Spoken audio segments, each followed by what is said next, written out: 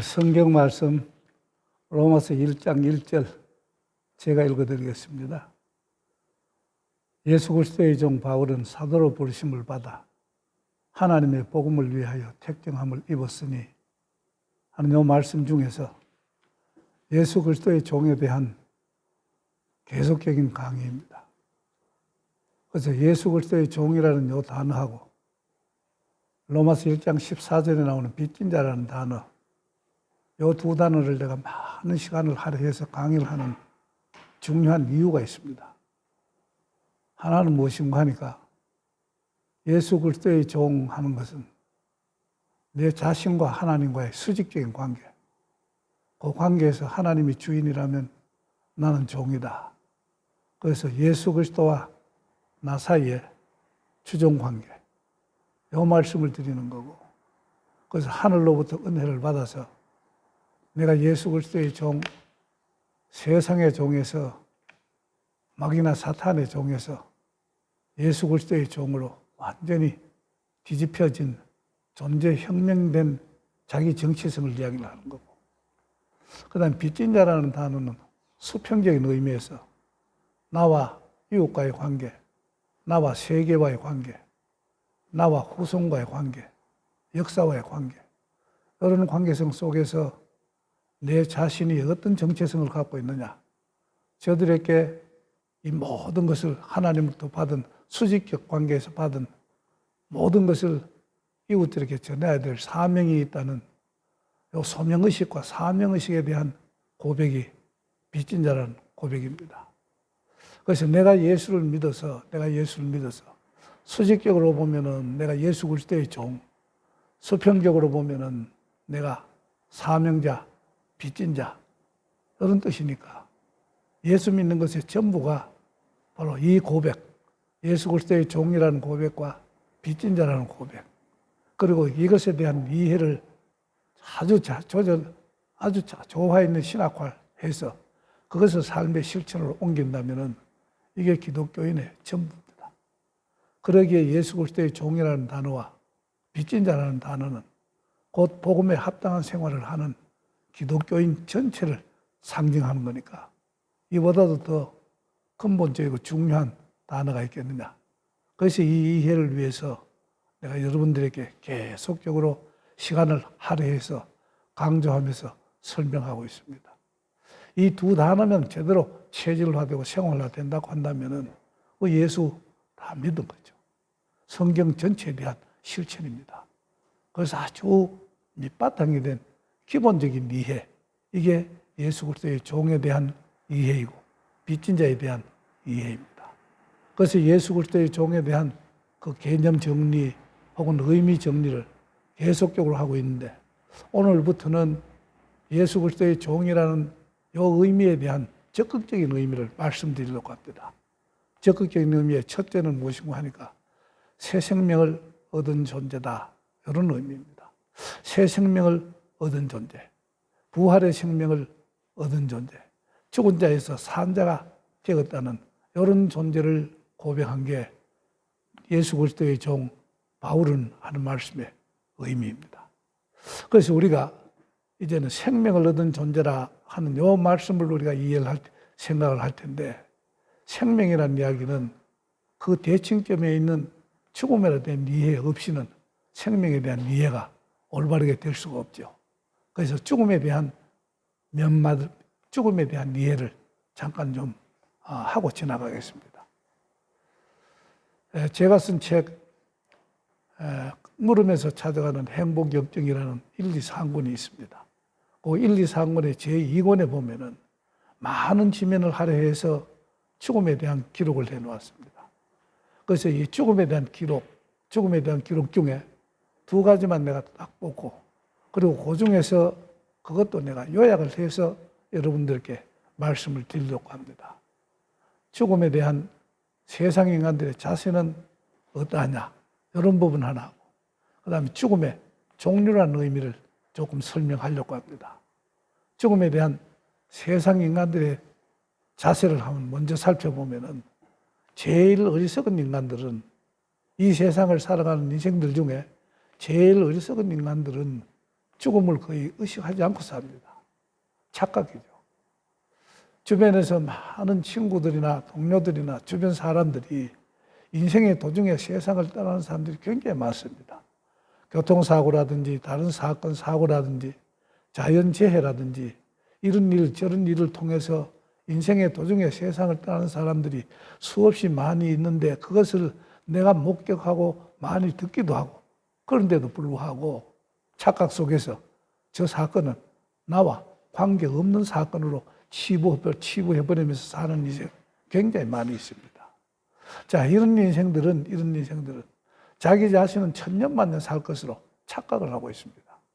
그래서 천년만년 살 것으로 착각을 하고 있지만 자기 자신도 언제든지 그럴 가능성이 있다는 사실을 의식해야 되는데 그것조차 잊어버리고 사는 거예요. 그러면서 자기 인생의 선배 혹은 집안의 어른들이 생로병사, 늙고 병에 걸리고 죽어서 자연수명을 누리고도 죽는 경우 굉장히 많고 보기도 하고 듣기도 하는데도 불구하고 자기와도 상관없는 그런 일로 생각하는 사람 많이 있습니다. 이런 사람들은 여전히 천년만년 살 것 같이 착각하고 죽음의 사건은 나와는 무관하다 이런 생각을 하는 겁니다. 이런 사람들이 인생 살아가는 모습을 보면은 대부분 반칙을 많이 하고 그리고 불법을 많이 행합니다. 목적을 하나 세워놓고는 그 목적 달성을 위해서는 수단과 방법을 가리지 아니하는 이런 어떤 목적 지향주의 인생. 그래서 목적이 성취되기만 하면 인생은 승리한 것으로 착각한 사람들입니다. 그 목적은 어떤 목적인가 하니 욕망에서 나오는 목적입니다. 소유의 욕망, 그것을 달성하기 위해서 반칙을 하기도 하고 권세의 욕망, 출세의 욕망, 그 권세의 자리, 출세의 자리를 찾기 위해서 온갖 방법을 다 동원하고 이렇게 하면서 쾌락에 빠지기도 하고 그래서 나중에 가면은 아주 철두철미한 그 욕망 성취의 그런 어떤 목적 달성을 위해서 이기주의에 빠지고 그래서 돈사랑, 자기사랑, 세상사랑, 명예사랑, 욕망사랑, 쾌락사랑 이렇게 하면서 멸망과 침륜에 빠진 인생들이 수없이 많습니다. 그래서 가장 어리석은 인생들은 이렇게 죽음에 대한 착각을 하고 살아가면서 결국은 사망에 이르고 멸망에 이르고 침륜에 빠진다는 이런 사실. 그래서 그 사실을 당하고 난 뒤에 후회한다 할 때는 이미 늦은 겁니다.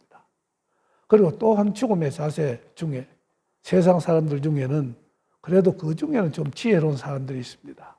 세상의 종으로 살다가 혹은 마귀와 사탄의 종으로 사는 중에도 그 중에도 인간적인 지혜를 발휘하는 사람이 상당히 많아요. 어떤 사람이 지혜로운 사람인가 하니 이런 지혜로운 사람들은 자기도 죽음을 의식하면서 삽니다. 인생의 도중에 떠나는 사람들, 사건을 당하면서 혹은 많은 재해, 재난을 당하면서 죽어가는 그런 사람들을 보고 나도 인간이니까 나에게도 저 사건이 다가올 가능성이 있는 존재이구나. 이렇게 해서 자기 죽음을 의식하고 저 사건이 나의 사건일 가능성도 많다는 것을 의식하는 그런 사람은 그래도 지혜로운 사람이에요. 그리고 주변의 선배들이나 가정의 어른들이 자연수명을 노리고 돌아가시는 그런 모습들을 보게 되면은 나도 생로병사에서 벗어날 수가 없다. 그래서 인간들의 죽음이라는 것은 보편적인 사건이고 절대 피할 수 없는 사건이라는 이런 의식 속에서 오늘을 살아가는 사람. 이런 세상 사람들은 그래도 지혜로운 사람들이에요. 이런 지혜로운 사람들은 그러면은 내가 짧은 인생 동안에 도중에 떠날 수도 있고 자연수명을 누리고 떠날 수도 있는 이런 짧은 인생 중에 오늘 내가 어떻게 살아야 될 것이냐 할 때는 언제든지 죽음을 바라보면서 오늘의 삶을 결단하게 됩니다. 오늘의 삶을 결단하면서 그래도 내가 살아있는 동안은 인간답게 살아야 되지 않겠느냐. 인간으로서 살아야 되지 않겠느냐. 그러면서 인간답게 살고 인간으로서 살기 위해서는 내 자신에게 주어진 모든 탤런트를, 능력을 개발하고 그리고 발전시켜야 되겠다. 그래서 배우기도 하고 경험을 많이 쌓기도 하고 이렇게 해서 자기 개발에 힘쓰는 이런 사람들. 이렇게 자기 개발에 힘쓰면서도 사회적인 규범을 무시하지 말자. 제도를 뛰어넘지 말자. 제도 안에서 준법 정신을 지키면서 살기도 하고 이런 사람들은 윤리적으로도 생각하면서 진선미를 생각합니다. 그래도 인간으로서의 진실되게 살자. 그래도 아름다운 행위를 하면서 살자. 선행을 하면서 살자. 이런 사람들. 좀 더 의미 있고 가치 있고 목적을 지향하되 바른 목적을 세워서 그렇게 정당한 목적 달성을 위해서 내가 좀 열심히 살자. 인생 철학을 이야기를 하고 이렇게 사는 사람들 중에도요. 굉장히 아주 감동적인 인생 스토리를 마련해놓고 떠나는 사람들이 수없이 많이 있어요. 이런 사람들은 세상에서 그래도 지혜로운 사람들이다. 이런 평가를 할 수가 있습니다. 옛날 예급에서 궁중에 많은 파티가 있습니다. 궁중 파티가 시작되기 이전에 거기서 이제 몇 사람이 관을 하나 울러매고 관뚜껑을 열어놓은 채로 관 안에는 시신, 모형 시신이 정상에 있는 크기의 모형 시신을 담고 그렇게 해서 이제 거기에 참여하는 파티에 참여하는 모든 사람들 앞으로 돌면서 거기에 들어있는 시신을 보라 주의를 환기시킵니다. 왜 이런 주의를 환기시키면서 시신을 보여주는가 하니까 먹고 마시고 즐기는 동안에 자기 통제, 셀프 컨트롤을 하지 못하고 과욕으로 많이 먹고 많이 마시고 많이 즐기다가 보면은 바로 이 관 안에 있는 시신과 같은 신세가 될 수밖에 없다. 그래서 죽음을 의식하고 잠시 이후에 죽음이 있을 수도 있다는 그 죽음을 의식하고 지금 현재 인생의 컨트롤, 삶의 억제, 자제력을 발휘해야 된다는 메시지를 주는 겁니다.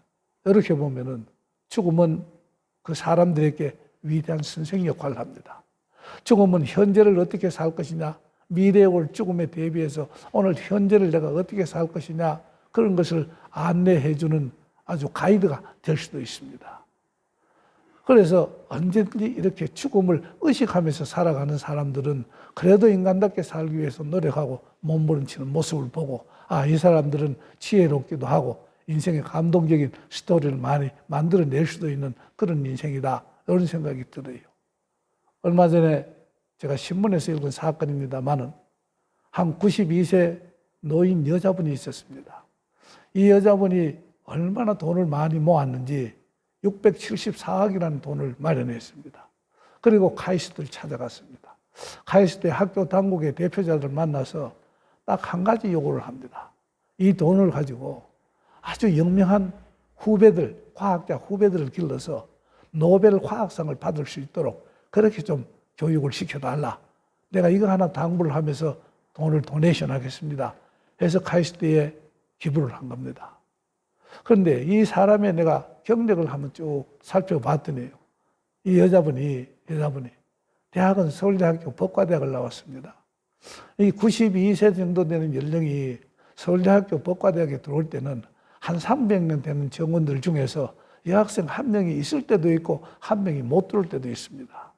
그래서 그 당시에 대학은 완전히 서열화되어서 1등 대학, 2등 대학, 3등 대학이 분명한 그런 시기인데 그때 여학생이 법과대학에 들어왔다는 것은 인문계에서는 제일 천재 중에 한 사람이다. 그렇게 손꼽을 수 있는 사람입니다. 여기 와서 열심히 공부하고 자기 개발을 해서 그러면서 사업에 진출을 했을 때 신문 기자가 된 겁니다. 신문 기자로서 살아가다가 또 해직을 당합니다. 해직을 당하고 양돈 사업에 종사합니다. 그 이후에는 무슨 사업을 했는지는 모르겠지만은 674억이라는 거금을 마련할 정도 되면 엄청난 돈을 모은 부자가 된 사람입니다. 그런데 이 사람이 결혼은 또 어떻게 결혼했는가 하니 81세까지 독신 생활을 하다가 81세 때 과거에 대학을 다닐 때의 나의 첫사랑을 회상해 보면서 그 사람이 어떻게 살고 있느냐 수소문을 해봤더니 아내와 사별을 하고 독신 생활을 한다는 그 이야기를 듣고 그 사람하고 청혼을 해서 혼인을 합니다. 81세 때 첫 혼인을 합니다. 그래서 지금까지 함께 잘 살고 있다는 이런 내용을 들은 적이 있는데요. 그런데 이런 그 여인 92세 된 할머니께서 674억이라는 거금을 카이스트에 도네이션을 할 때 무엇을 바라봅니까? 앞에 92세 이후에 다가올 자기의 인생의 터미널, 그 죽음이라는 것을 딱 바라보면서 저 죽음의 벽 앞에서 나도 뛰어넘을 수 없다. 이제는 내 나이가 이렇게 되니까 죽음이 훤히 보이네. 그래서 죽음이라는 벽을 의식하면서 오늘 그러면 내가 어떻게 이 많은 돈을 사용하고 활용해야 되겠느냐. 돈을 모아들이는 과정에서는 어떤 과정을 겪었는지 모르지만은 돈을 쓰는 면에 있어서는 아주 의미 있게 쓴 겁니다. 정말 윤리 도덕성에도 보면은 이거야말로 정말 진실된 후배 사랑이죠. 그리고 진실된 나라 사랑이죠. 이런 영명한 과학자들을 길러내서 우리 후배들이 국가 경제에는 얼마나 기여할 것이냐, 국가가 사는 삶의 풍부함에 얼마나 이들이 도와줄 것이냐, 이렇게 해서 후배들을 사랑하고 나라와 민족과 국가의 장래를 생각하고 이런 것을 윤리 도덕적인 판단에서 볼 때 자기의 모든 능력을 총동원해서 모은 지금 현재 이 돈 소비 방법에 있어서 얼마나 진실되게 사용하느냐, 그리고 얼마나 얼마나 큰 선행이 되느냐, 그리고 얼마나 아름다운 행위냐, 윤리 도덕적인 기준이나 사회적 규범에 봐서 개인적인 윤리, 사회적 윤리에 봐서 정말 완벽한 감동적인 스토리가 아닐 수가 없습니다. 그리고 이렇게 쓰는 것이 얼마나 의미가 있습니까?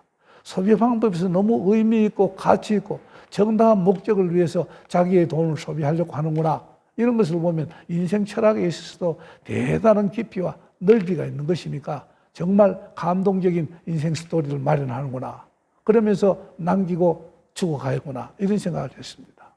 이 92세 된 할머니가 오늘의 삶을 무엇을 바라보고 배웁니까? 죽음이라는 벽이 나에게 오늘의 삶을 가르쳐 준 거고, 그래서 위대한 선생 죽음입니다. 그리고 위대한 가이드 죽음이라는 거예요. 이렇게 해서 죽음을 위대한 선생으로 삼고 죽음을 위대한 가이드로 삼고 사는 이런 인생은 세상적인 인생을 산다 할지라도 아주 지혜로운 인생이다, 이렇게 우리는 볼 수가 있습니다. 그러면서 세 번째, 그 죽음에 대한 인생의 자세, 기독교인들의 자세가 있습니다. 기독교인들은 이 죽음에 대한 자세가 어떤가 하니까 죽음이라는 세상 사람들이 이야기를 하는 그 죽음이라는 벽을 언제든지 의식합니다. 그리고 신앙 고백적으로 나도 죽는다 하는 사실을 고백합니다. 그러면서 그 죽음을 겁을 내질 않아요. 왜 그러냐? 내 속에서 역사하고 있는 성령의 감화와 감동을 받아서 내 속에 있는 영혼의 성령이 임재하니까 새 생명을 얻었고, 이 새 생명을 얻은 것은 영원한 생명이고 초월적인 생명이기에 내가 초월적인 생명을 내 속에 품고 사니까 나는 현실 속에서 살아갈 때 초월적인 생명, 하나님을 내 속에, 영원한 생명을 내 속에 모시고 사니 나는 죽어도 살아서 믿었으니 이미 죽어도 살 인생이다 하는 이런 확신이 있기 때문에 오늘을 살아가되 성령과 함께 살아갑니다. 성령을 모시고 살아가요. 성령을 모시고 살고 성령과 함께 살아가고, 성령이 내 안에 계시고 내가 성령 안에 있어서, 그래서 성령과 더불어서 살아가는 이런 나라, 그리고 하나님과 더불어서 살아가는 이런 나라, 성자 하나님과 더불어서 살아가는 이런 나라를 우리는 천국이라 하는 것이기 때문에 성령을 품는 그 이 순간에 세상살이, 그때부터 죽음이라는 벽에 이르기까지도 이 세상 살면서 전부 하나님 나라 인생, 하나님 나라의 시민권을 갖고 사는 그런 천국 백성으로 살아가는 겁니다. 그렇기 때문에 죽음을 극복한 사람들이에요. 그럼 이 기독교인들에게 그 죽음이라는 것은 그럼 어떤 의미가 있는가 하니까, 그 죽음은 영원한 천국에 가기 위한, 내 속에서 부활의 생명을 가진 이 신비한 생명이 천국으로 가기 위해서 합당한 복장이 필요한데, 세상적인 삶의 복장, 육신의 장막을 전부 벗어버리고 새 생명으로 무장하게 된 부활의 생명만 천국에 들어가는 하나의 과정, 이런 과정이기 때문에 바울과 같은 사람은 여기보다도 거기에 가서 하는 것이 훨씬 더 행복하고 훨씬 더 바람직한 일이라고 고백을 하고 있습니다. 그래서 예수 믿는 삶은 죽음을 바라보면서 살고 죽음을 의식하면서 살되, 죽음 너머의 세계를 바라보고 죽음 너머의 세계 천국의 삶을 살다가, 그러면서 마지막 나팔소리에 주님이 재림하실 때 마지막 나팔소리에 호련히 변화를 받아서 그리스도의 몸과 함께 같은 몸으로 변화받는다. 이미 새롭게 살아난 그리스도의 영으로 살아난 내 존재가 그리스도의 몸과 같은 몸으로 영체로, 신령한 몸체로 바뀌어진다. 그래서 영육간에 내 인생이 완성되는 시점이 바로 주님이 재림하는 시점이다. 그래서 예수 믿는 사람들은 예수를 믿는 그 순간, 성령의 은혜를 받은 그 순간으로부터 죽음의 벽이라는 것을 바라보면서 그 벽을 뛰어넘어서 마지막에 완성이라는 그것을 바라보면서, 그러면서 영원한 천국 백성으로, 시간적으로는 무한데 차원적으로는 영원히 산다는 그 천국 백성으로 영생을 얻은 존재로 살아가기 때문에 죽음을 극복한 존재들입니다. 그래서 죽음은 천국에 이르러서 내 인생의 완성을 위한 하나의 과정이기 때문에 그 죽음 직전에 병이 걸려서 아파하고 고통스러운 것은 들어올지 모르겠지만 죽음 자체는 이미 극복하고 있는 존재들입니다.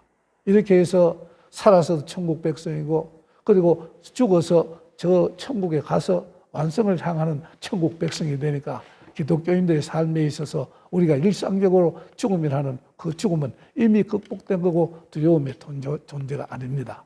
그래서 기독교인의 죽음에 대한 이 자세가 너무 명백하고 성경의 죽음 이후의 인생이 어떻게 전개될 것이냐, 완성이 기다리고 있다, 영육간의 영체로 될 완성이 기다리고 있다는 이런 기독교인의 신앙 고백과 신학 사상의 전파가 되어서 유럽의 백성들의 전 영혼을 모든 종교에 우선해서 다 흡수해서 기독교인으로 만들어서 기독교 나라로 그렇게 바꾸는 그 힘이 바로 여기에 있다는 사실을 보면은 이 죽음에 대한 그 죽음이 우리에게 주는 메시지가 얼마나 큰 거냐, 이런 것을 우리가 알 수가 있습니다. 전 대륙을 움직일 정도로 죽음이라는 힘, 그것을 잘만 이해하고 살면은 엄청난 큰 힘을 우리가 체험할 수가 있습니다. 그래서 죽음이라는 이런 자세, 각 종교의 구별을 한번 지어봤습니다. 세상 사람들과 기독교에 있어서 죽음에 대한 자세가 어떻게 다르냐, 이런 말씀을 여러분들께 드린 겁니다. 그러면서 죽음의 종류에 대해서 내가 몇 가지 말씀을 드립니다. 죽음이라는 죽음의 종류를 좀 생각을 해보면은 제일 처음에 우리가 들 수가 있는 게 자연과학적 죽음입니다. 우리가 흔히 육체적 죽음이다, 이렇게 하는 자연과학적 죽음, 의학적 죽음이다, 물리적 죽음이다, 같은 말입니다. 자, 이런 죽음을 이야기를 할 때, 의학자들의 결론을 내리는 거 보면은 뇌 활동이 정지되었을 때는 그것은 사람은 죽은 사람으로 본다, 이렇게 하는 의학적인 자세가 있죠. 그리고 또 어떤 의학자들은 맥박이 정지되었을 때 죽었다고 본다, 맥박 정지설이 있죠. 그리고 또 어떤 사람은 호흡이 정지되었을 때 죽었다고 본다, 그렇게 해서 의학적인 결론을 뇌사설이라든지 맥박 정지설이라든지 호흡 정지설, 이런 설들이 있습니다. 그런데 법률적인 죽음이 있습니다. 법률적인 죽음은 어떤 죽음이 법률적인 죽음이냐 하면은요, 뇌는 사망을 했는데 아직도 맥박이 뛰는 수가 있습니다. 그래서 법률적으로 맥박 정지설을 취할 것이냐, 뇌에 사망했을 때를 죽음이라고 취할 것이냐, 법률로서 선택하고 정해야 됩니다. 호흡이 정지되었을 때이냐, 그것도 법률로서 정해야 됩니다. 법률적인 죽음이 왜 중요한가 하니까 내가 사망했을 때, 죽었다 했을 때 아직 맥박을 띄고 있는 이 사람, 그래도 총을 쐈을 때는, 이럴 때는 사체 훼손죄에 해당하지 살인죄는 아닙니다. 만약의 경우에 맥박 정지설을 법률이 취했다고 한다면은 내는 사망했지만 맥박은 아직 뛰고 있는데 그 사실상 실질적으로 보면 거의 죽은 사람인데, 이럴 때 누가 총을 쏴서 그 사람을 죽이게 되면 사체 훼손죄가 아니라 맥박이 뛰고 있으니까 살인죄입니다. 그래서 살인죄의 규정 시점이 어느 때 정해질 거냐, 이것은 살인했는 사람의 인생에서는 결정적인 영향을 미치죠. 그러면서 상속의 시점을 정할 때도 굉장한 영향이 있습니다.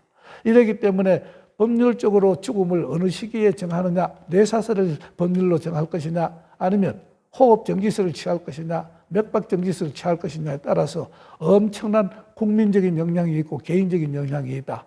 그래서 법률적인 죽음이라는 것을 이해하는 것도 참 중요합니다. 그러면서 경제적인 죽음도 있습니다. 어떤 사람이 은행에 가서 신용대출을 좀 요구를 해봤는데 한 푼도 돈을 빌릴 신용이 없다, 이런 정도가 되면 경제적인 죽음이다, 이렇게 얘기를 할 수 있죠. 그래서 먹고 마시고, 먹는 것, 마시는 것, 입는 것, 그것에 대해서 아주 지장을 받고 있는 절대적인 가난을 겪는 사람, 이거는 경제적으로 죽은 사람이죠. 이런 이야기도 할 수가 있고요. 정치적인 죽음도 있습니다. 그래서 정치적인 죽음이라고 하는 것은 어떤 사람이 대통령 후보로 나섰는데 0.001%의 지지도 받지 못한다, 이건 이미 정치적으로 죽은 거죠. 자, 여기에다 윤리 도덕적인 죽음이 있습니다. 저와 같은 이런 목회자가 이성관계에서 부적절한 관계를 맺고 그러면서 강단에서 쫓겨났다, 이 윤리적으로 죽은 사람이죠. 그리고 어떤 선생님이 그런 짓을 저질렀다, 윤리적으로 죽은 거죠. 어떤 저명 인사들이 그런 일을 저질러서 많은 사람들의 입에 오르내린 회자에 아주 무성하게 그렇게 오르내릴 때, 그럴 때 죽은 거죠. 그래서 윤리, 도덕적인 죽음도 참 많이 있습니다. 그러면서 철학적인 죽음을 한번 생각합니다. 돈은 많고 힘도 있는데 아무 가치 없는 인생을 살아가고 무의미한 인생을 계속적으로 반복해 살아간다면 인생 철학적으로 보면 저 인생은 죽은 인생이다. 삭개오가 세리장을 하면서 부자가 되었을 때 그 인생은 윤리, 도덕적으로도 죽은 인생이고 철학적으로도 죽은 인생입니다. 자기 자신은 배를 두들기면서 먹고 그리고 아주 유흥도 장기와 더불어서 유흥도 즐길 여유도 많이 생긴 그런 부자 삭개오였지만 사실은 윤리, 도덕적으로, 철학적으로 보면 이런 인생은 완전히 죽은 인생이죠. 이 세상에 가만히 살펴보면은 윤리, 도덕적으로 죽은 인생, 철학적으로 죽은 인생 수없이 많이 있습니다. 자기 양심에 한번 물어보세요. 나는 윤리, 도덕적으로 살아있는 인생이냐, 철학적으로도 살아있는 인생이냐, 그러면 왜 의미 있고 가치 있는 인생의 열매가 없느냐, 이렇게 자신에게 자문해 보시기 바랍니다. 그런데 성서적 의미에서 죽음이라고 하는 것은 어떤 뜻이냐? 성서적 의미에서. 성서적 의미에서 인간이 죽었다 하는 말은요, 남녀 성별 차이의 기준이 있는 것도 아니고, 그리고 신체 건강 유무의 기준이 있는 것도 아닙니다. 그리고 빈부 기천의 기준이 있는 것도 아닙니다. 성경에서 죽은 자이냐 산 자이냐 하는 그 기준은 단지 하나입니다. 하나님과 관계가 단절되었느냐 이어져 있느냐, 하나님과 관계가 단절된 자를 성경에서는 죽은 자다 이렇게 이야기를 합니다. 아무리 신체가 우람하고 근육질을 할지라도 아주 경국지색의 미를 가지고 있는 젊은 미녀를 할지라도 하나님과 관계가 끊어져 있으면 성경에 있으면 죽은 사람이다 이렇게 정의를 내립니다.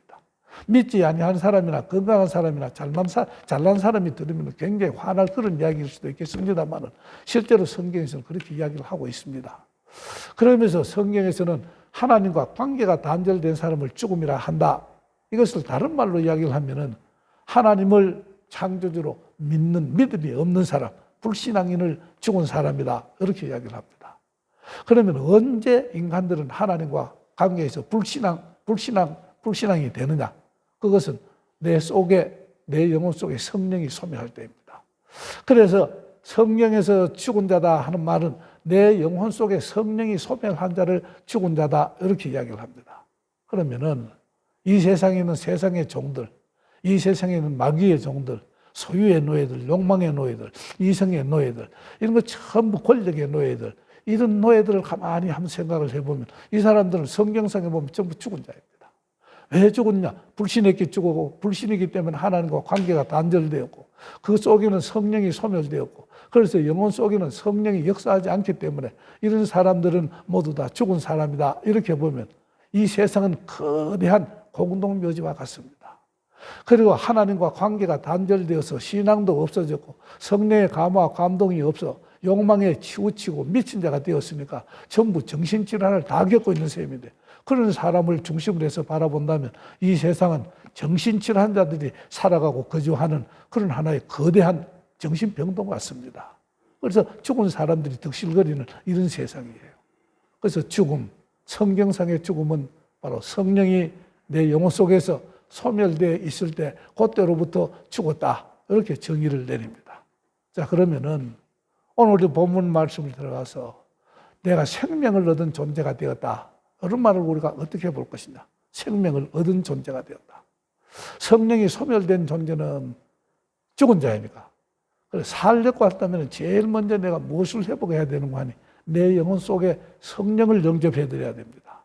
그 내 영혼 속에 성령이 임재해 들어오시고 그래서 내재하시고 내주해서 성령이 계속적으로 역사하면 생명이 심겨져서 생명은 운동하니까 성령이 역사하고 감화와 감동해서 그러면서 성령과 늘 교제하면서 그러면서 성결, 성화 아주 성스럽게 인생들이 바뀌어가는 이런 사람 산 사람이고, 이런 사람을 사도 바울은 오늘 본문에서 뭐라고 고백을 했는가 하니 예수 그리스도의 종된 바울은 하는 뜻입니다. 내 속에 성령을 회복했다. 내 영혼 속에서 성령이 살아 움직이신다. 생명이 살아 움직인다. 그래서 나는 산 사람이다. 그래서 이 성령은 예수 그리스도의 부활의 영인데 그 부활의 영이 내 속에서 살아 움직이니까 내가 부활의 생명을 가진 자이다. 거듭난 자이다. 구원받은 자이다. 그래서 이런 자를 사도 바울은 예수 그리스도의 종 바울은 하고 고백을 한 겁니다. 여기서 우리가 중요한 사실을 하나 발견해야 되는데요. 내 영혼이 죽은 자에서 성령의 역사로 살게 되었고, 그래서 성령의 역사는 내 영혼에 감화와 감동을 주셔서 그때부터 내 자신을 생명, 살아있는 사람으로서 내 자신을 길러가고 변화시켜가는 그런 역사가 속에서 일어납니다. 이런 내용을 가르쳐서 사도 바울은 내 속에서 착한 일을 시작하십니까?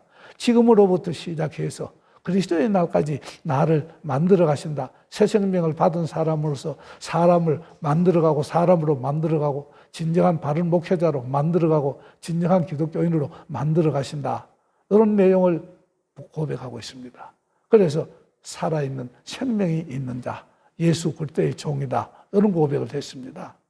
자, 이런 고백을 우리가 비유적으로 한번 설명을 해보면요.